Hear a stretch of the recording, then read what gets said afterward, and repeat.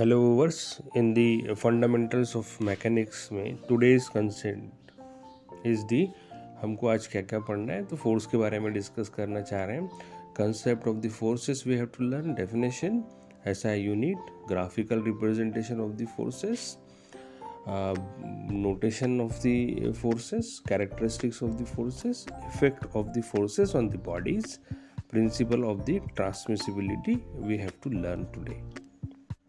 Concept of the force and the definition is related to the, if we are going to into the details of this particular thing, so we have to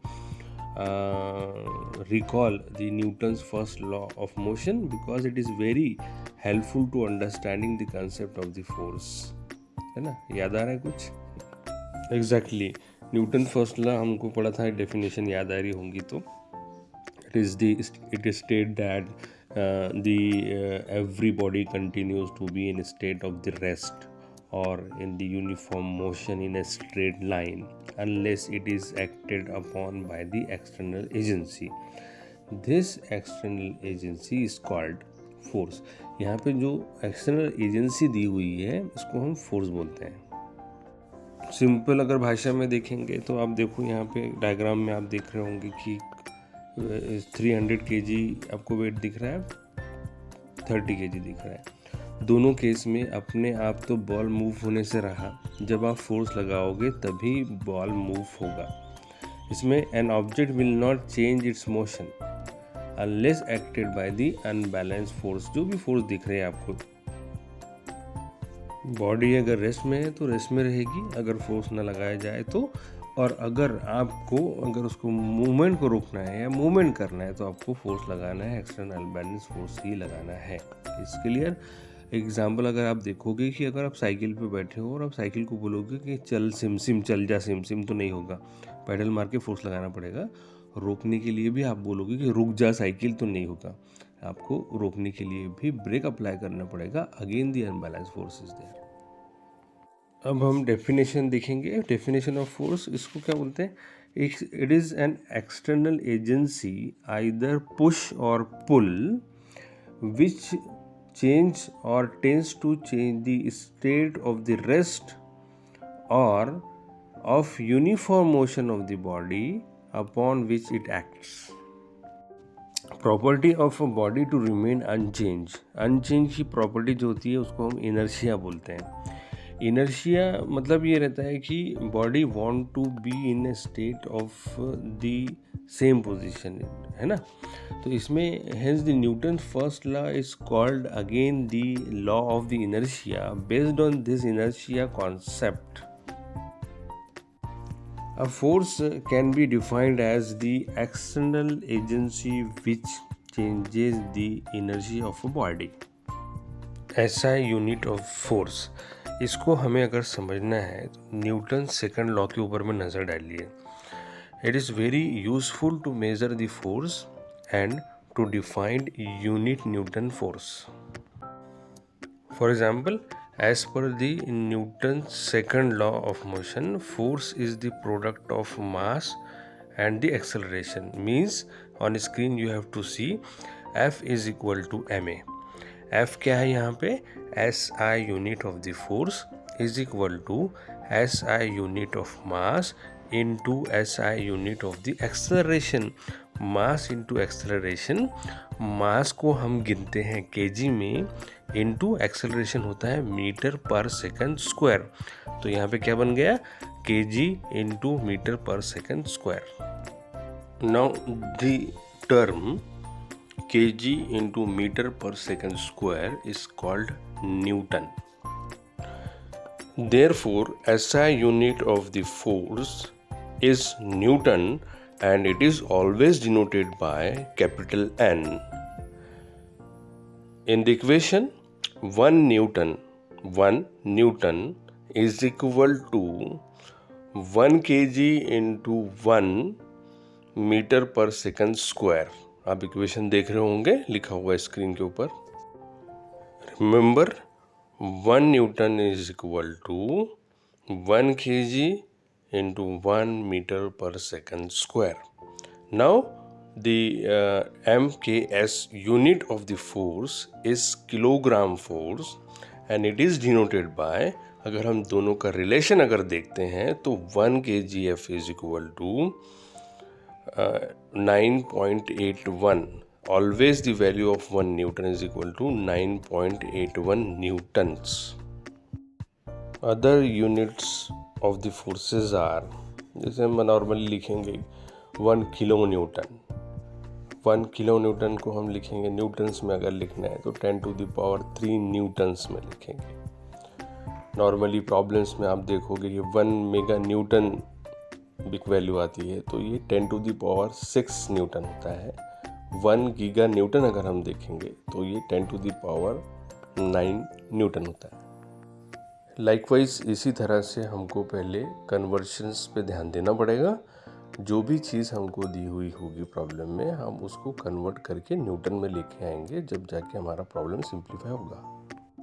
1 Newton force होता क्या है actual में? जब भी हम देखेंगे अगर एक आधी बॉडी पे फोर्स एक्ट कर रहा है, मान लीजिए a body of mass 1 kg, a body of mass 1 kg produces an acceleration of 1 meter per second square on it.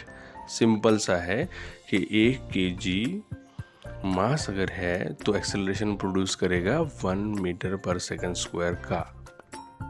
Diagram में सिंपली लिखा हुआ है, देख रहे होंगे आप. F 1 न्यूटन है और A 1 मीटर पर सेकेंड स्क्वायर है. इसको यूनिट न्यूटन फोर्स बोला जाता है. कुछ क्वेश्चंस आपको इस पे बनते हैं. Define force and it's SI unit. Define the force and the units. Define 1 Newton force and the concept. ये सारे क्वेश्चंस इसके ऊपर बनते हैं. अब हम देखेंगे graphical representation of the force.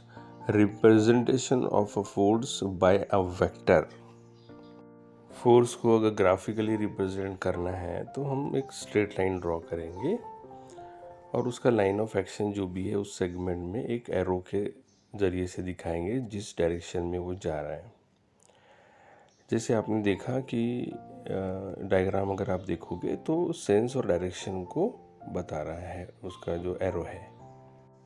एक फोर्स दिया हुआ है आपको 100 न्यूटन का, इसके डायरेक्शन में जा रहा है, तो उसको एक पैरेलल लाइन से मैंने लिया है कि 4 सेंटीमीटर सूटेबल स्केल में लिया है. 1 centimetre is equal to 25 Newton magnitude यहाँ पे दिखाया है और इस डायग्राम ड्रॉ की है. Characteristics of the forces. इसमें इम्पॉर्टेंट पैरामीटर्स है magnitude, direction, point of application, sense और the nature, whether it is pull or push. First हम बात करेंगे मैग्नीट्यूड. मैग्नीट्यूड मतलब होता है quantity of force. Quantity of force मतलब आप देखेंगे 10 kilo newton, 5 kilo newton, 50 kilo newton, 5 tons, ये जो भी होता है वैल्यू जो होती है न्यूमेरिकल वैल्यू फोर्स की, वो हम बोलते हैं उसको मैग्नीट्यूड. ओके. सेकंड, जैसे आप डायग्राम में देख रहे होंगे डायरेक्शन इंपॉर्टेंट है. कौन सी डायरेक्शन में हो रहा है, पुल है या पुश है, हम बाद में डिस्कस करेंगे. लेकिन the direction of a line along which the force act is called the line of action of the force. Left की ओर जा रहा है, राइट की ओर जा रहा है, अपवर्ड जा रहा है, डाउनवर्ड जा रहा है, इसको हम बोलते हैं direction is the very important with the magnitude. Direction and the magnitude are the very important terms. Then होता है point of application. Point of application का मतलब ये हुआ the point at which the force is acting. Sense और nature हो सकता है इसका कि आप इसको पुल कर रहे हो या पुश कर रहे हो. सेंस और नेचर ऑफ फोर्स. पहली पोजीशन में आप देख रहे होंगे कि 1 person is carrying the. Second person जो है चेयर को ढकेल रहा है, पुश कर रहा है. पुल करना मतलब अपनी तरफ खींचना. जैसे आप सलून का दरवाज़ा अगर स्टडी करोगे एज एग्जांपल तो आपको ये कॉन्सेप्ट और ज़्यादा क्लियर हो जाएगा. फोर्स का नेचर आइदर पुलिंग हो सकता है या पुशिंग हो सकता है. अब हम बात करेंगे कुछ क्वेश्चंस के ऊपर बनते हैं जो भी हमने अभी तक सीखा. Right any 2 characteristics of the forces और कैरेक्टरिस्टिक्स ऑफ द फोर्सेस बन सकते हैं. Name the characteristics of the forces. State the characteristics of the forces by shown in the figures and the applications of the graphical representation of the forces. Concept of the forces ये आपको define करने को पूछ सकता है। अभी हम बात करेंगे कि effects of the forces on a body. Force करता क्या है? It may change the state of the body. अगर वो रेस्ट पर है तो मोशन में लेकर आएगा, मोशन में है तो रेस्ट पे भी ला सकता है।